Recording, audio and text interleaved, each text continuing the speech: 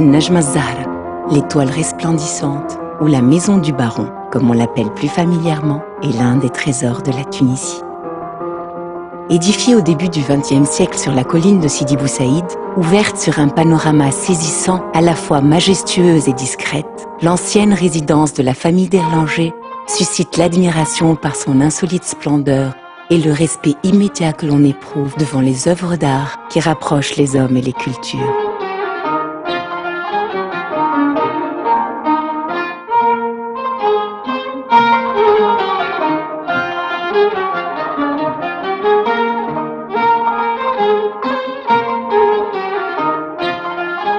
Elle fut en effet voulue, enracinée, entretenue au fil des décennies comme une pierre angulaire du dialogue euro-méditerranéen et une preuve d'amour pour la culture tunisienne.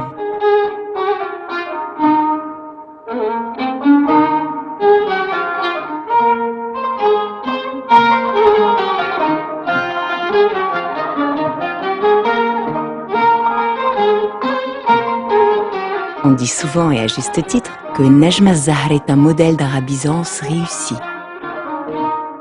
Un palais à la charnière de l'ensemble des styles légués par la civilisation arabe et des débuts de l'art décoratif européen.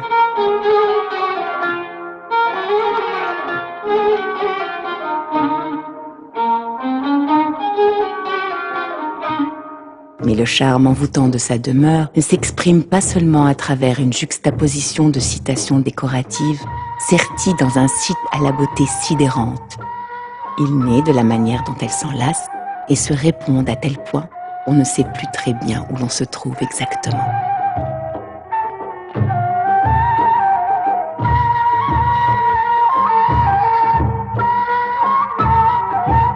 On peut dire sans se tromper, chez un homme d'élite qui aimait son prochain et a fait son chef-d'œuvre d'une demeure d'harmonie, ainsi que dans un pays dont la longue histoire et les habitants ont toujours préservé l'expérience de l'entente et de la fraternité.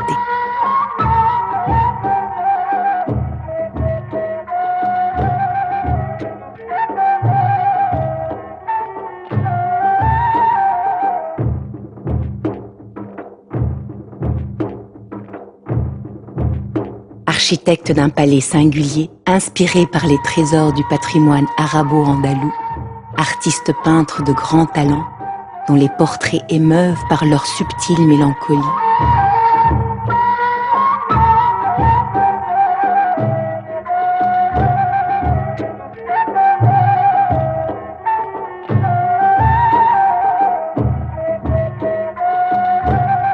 Mémorialiste incomparable du patrimoine musical arabe qu'il a littéralement révélé à la conscience universelle.